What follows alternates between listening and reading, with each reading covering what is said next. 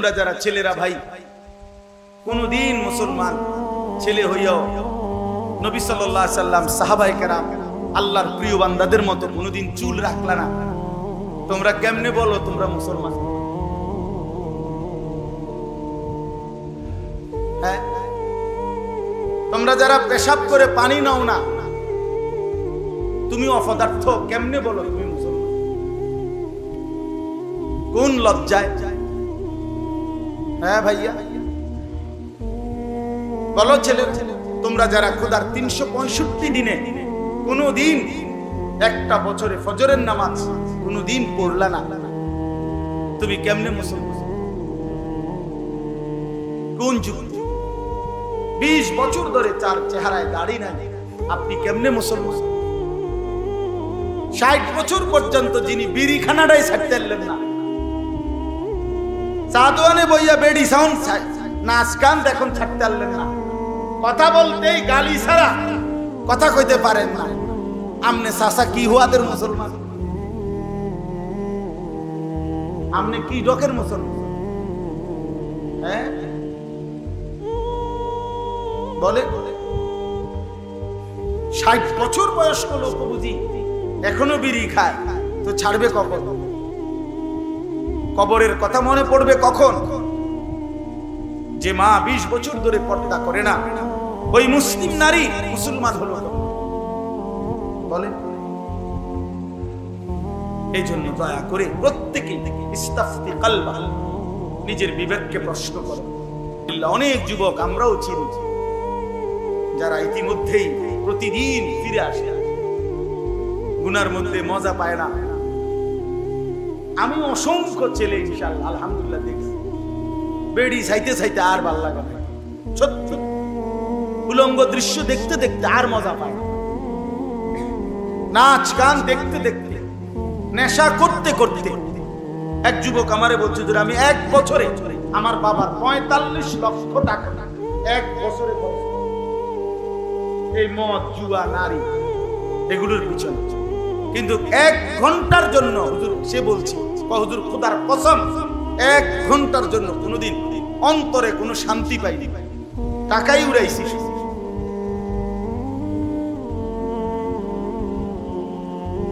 হ্যাঁ, লোনা জলে তৃষ্ণা মেটে না, লবণাক্ত পানি খাইলে তৃষ্ণা কি হয় না, মেটে।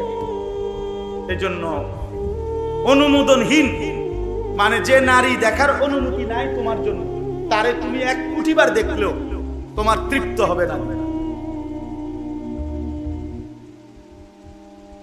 তোমার অন্তর শান্ত হবে না। তুমি পরীক্ষা করে দেখো ছেলে, চোখ খোয়াইয়া লাইছে, চোখ ভিতরে ঢুকিয়া গেছে, মোবাইল টিপতে টিপতে, নারী দেখতে দেখতে, উলঙ্গ ছবি দেখতে দেখতে, কিন্তু সুখ নাই। কোমরের ফ্যানটাও ঠিক মতো লাগে না। হ্যাঁ, কত ছেলে দেখি তো, অথচ 18 বছরের 16 বছরের ছেলে কি সুন্দর হওয়ার কথা, ওমা এটা এমন অপদার্থের মতো দেখা যায়, প্যান্টটাও কি ঠিক মতো আর লাগে না, হ্যাঁ পিছিয়ে দিয়ে দেখা যায়। মানে ওই যে গুনাহ, অশ্লীলতা, উলঙ্গ দৃশ্য, জিনা, ব্যভিচার অথবা নিজের হাতকে গুনার কাজে ব্যবহার করা, এই খারাপির কারণে জীবনও শেষ, যৌবনও শেষ, দুনিয়াও শেষ, আখিরাতও শেষ। খালাস, কুল্লু খালাস, সব।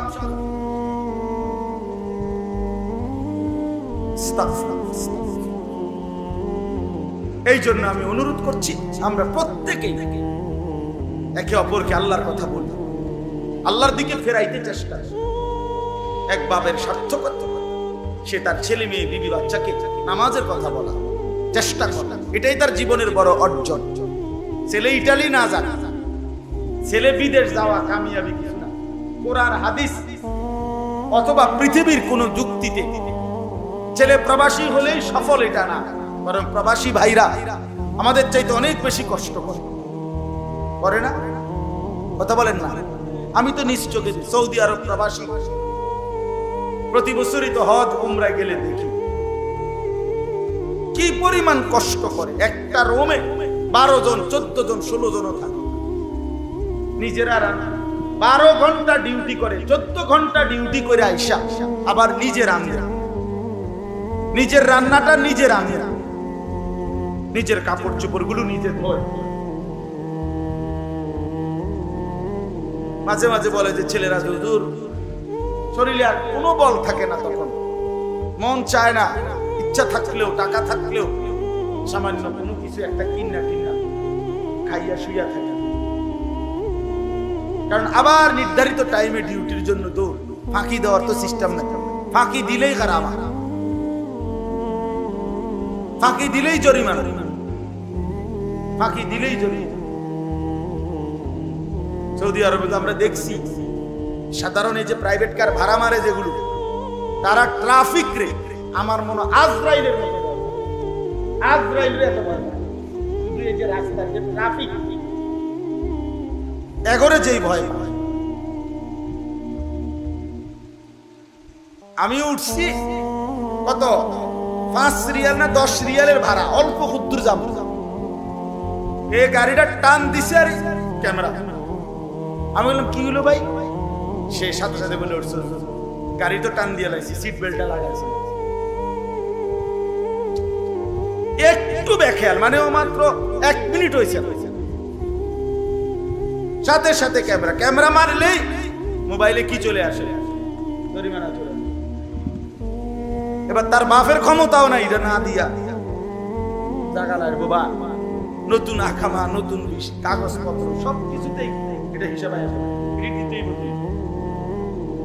যাই হোক আমি বলতে চাচ্ছি দুনিয়া অর্জনের মধ্যে কোনো সফলতা না, বরং আল্লাহর কথা মনে করা, আল্লাহর দিকে ফেরানো,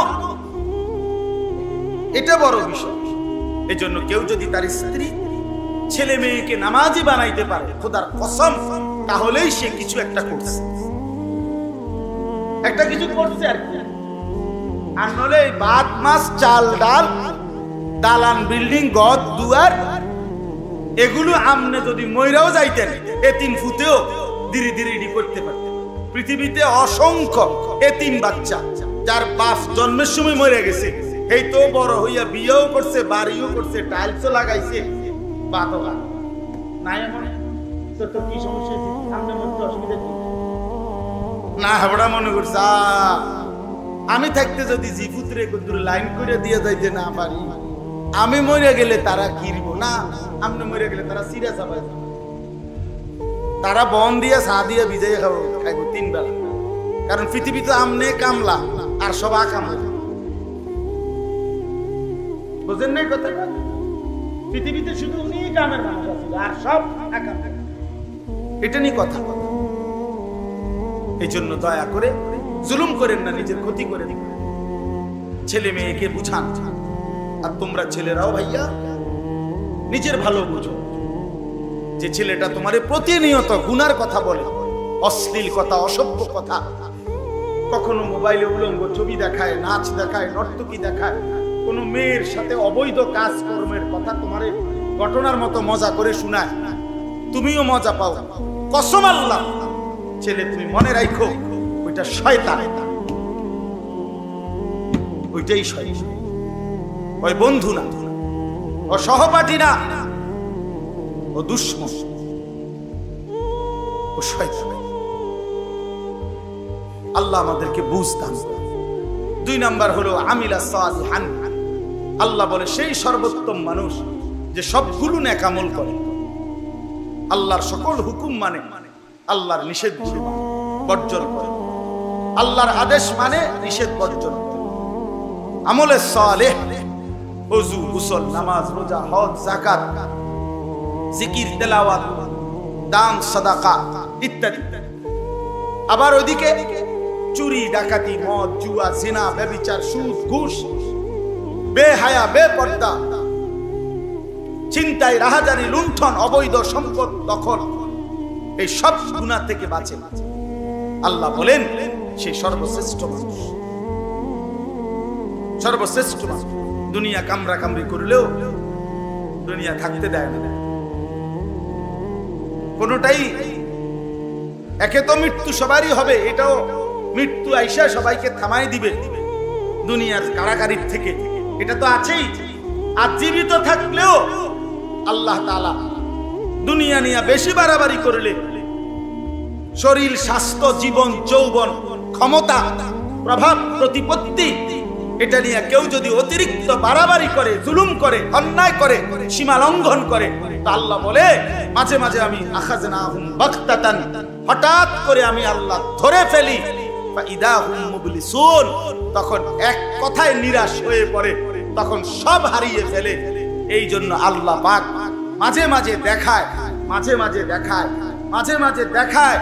10টা বাজো আমরা শুনছি আছে, 11টাও শুনছি আছে, 12টাও শুনছি আছে, 1টা বাজেও শুনছি আছে, 2:30টা বাজে শুনি নাই।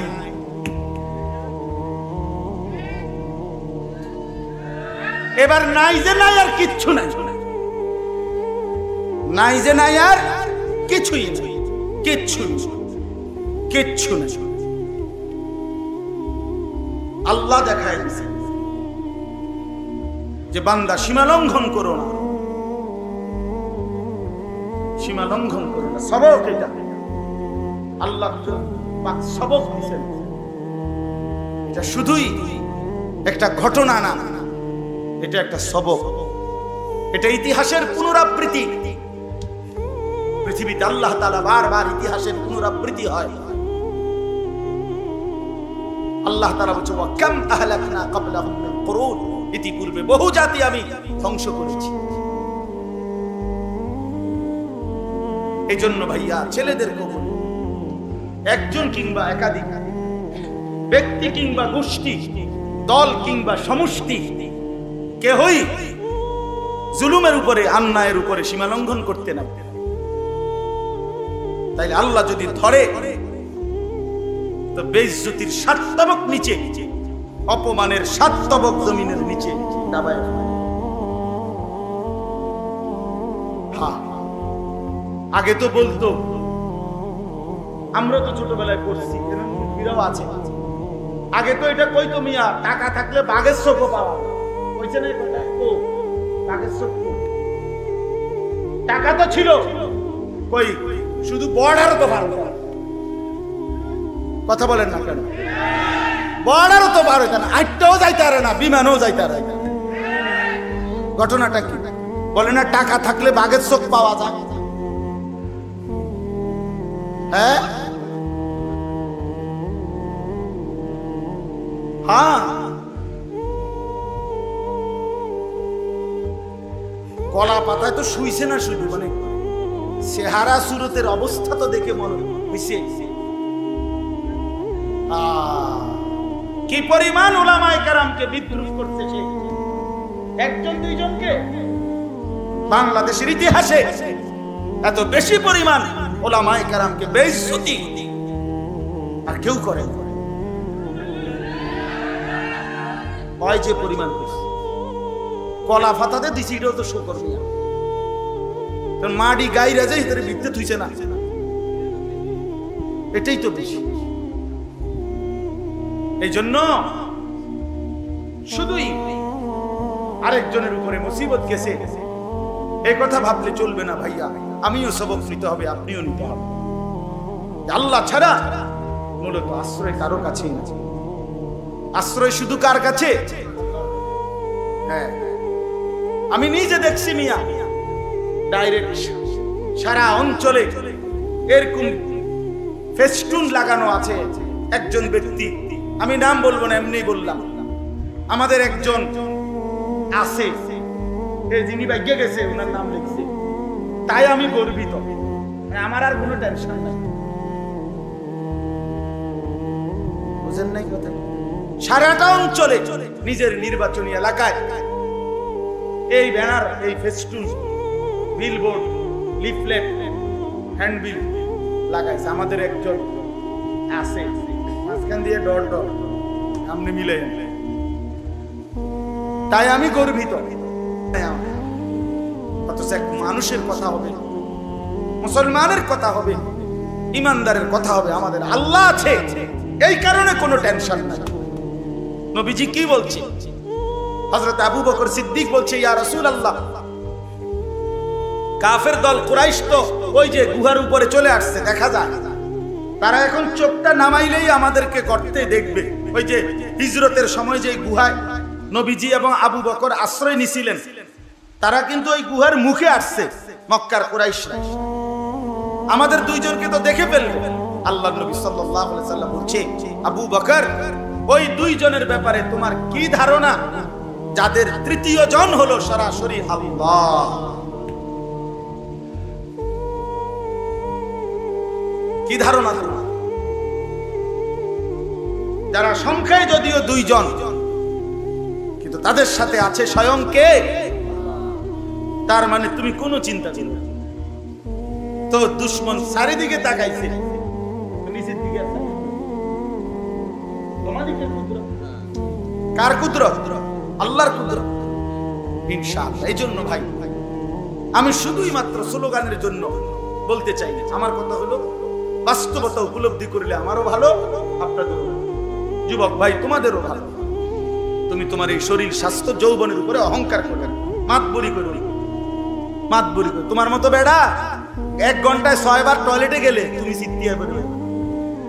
হ্যাঁ, এবারে ওরসালান দিয়ে খার করার লাগবে। তুমি মাতবরি করো কি দাও? কি বাইরে শুধু পায়খানা বাইরে, আর তো কিছু না। আর তো আর খুললে গেছে না, তো তুমি এরকম দুর্বল হইয়া সোজাইয়া গেলা। তাহলে অহংকারের কোনো সুযোগ আছে? বলেন, ইনসাফের কথা বলেন। অহংকার করবেন কেন? যে সামান্য পায়খানার কাছে এত অসহায় যে 1 ঘন্টায় 6 বার পায়খানায় গেলে যে দুর্বল হইয়া সোজা হইয়া যায়, তার আবার মাতবরি কিসের? তার আবার অহংকার কিসের? কেন বড়াই করবে ভাইয়া? এই জন্য চলি যে আমরা আল্লাহর হুকুম মানবো। আল্লাহর নামাজবিহীন মানুষের পরিচয় হয় না রে। সবাই নিয়ত করি, ছেলেরা তোমরাও নিয়ত। আবারও বলছি ভাই, কাজে লাগাও হায়াত।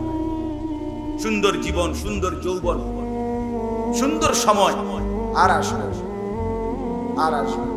আল্লাহ তাআলা 1 মিনিটে সব এলোমেলো।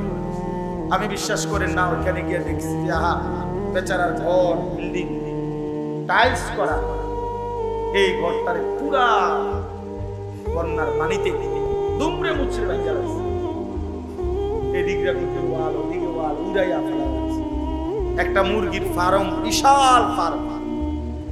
এই ফার্মটার সমস্ত শিকড়, শিক, কেস, কত কিছুতে ছিটটা পইরা রয়েছে। আবার পুরাটার টিন সব কিছু এখন মুসরাইয়া পুটলা বানায়। মালিক কত বড় ক্ষমতাবান, আল্লাহ কত বড় ক্ষমতা। আল্লাহ যদি আশ্রয় না দেয়, আল্লাহ যদি নিরাপদ না রাখে, বান্দা 1 মিনিটও তো নিরাপদ থাকবে।